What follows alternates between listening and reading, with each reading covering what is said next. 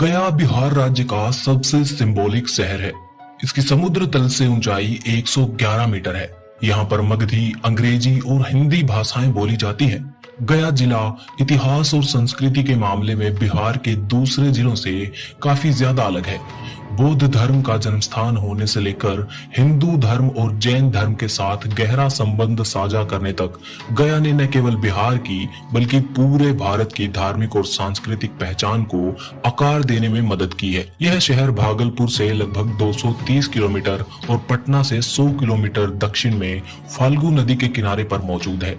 भारत के महान महाकाव्य महाभारत और रामायण में उल्लेख मिलने से लेकर कई महान साम्राज्यों के उत्थान और पतन तक की कहानी को गया जिले ने देखा है।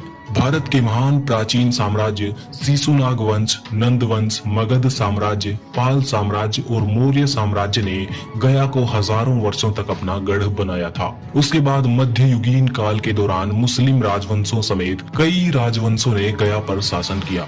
उसमें स्पष्ट रूप से मुगल सबसे प्रभावी थे। दोस्तों, गया के इतिहास के बारे में कोई भी चर्चा गौतम बुद्ध और भगवान महावीर के बारे में बात किए बिना अधूरी होगी।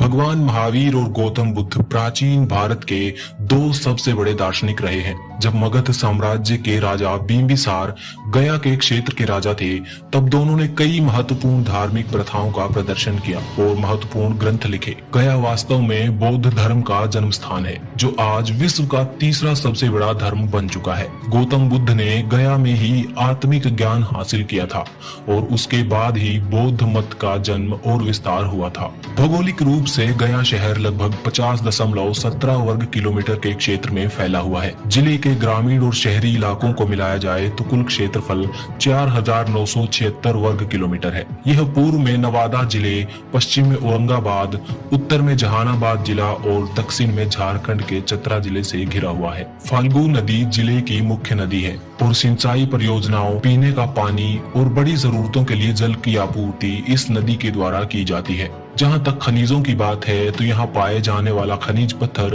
देश के विभिन्न हिस्सों में निर्माण कार्यों और सड़कों में उपयोग किया जाता है और गया जिले से निर्यात की जाने वाली वस्तुओं में सबसे महत्वपूर्ण आइटम है। गया की अर्थव्यवस्था पूरी तरह से कृषि पर आधारित है। आधी से अधिक आबादी का रोजगार और आजीविका अकेले खेती पर टिकी है, जबकि शेष आबादी अपनी आजीविका के लिए छोटी बड़ी इंडस्ट्रीज और सर्विस सेक्टर पर निर्भर है। लघु और मध्यम औद्योगिक क्षेत्र पूरी तरह से कृषि आधारित और कपड़ा उद्योगों पर टिका है।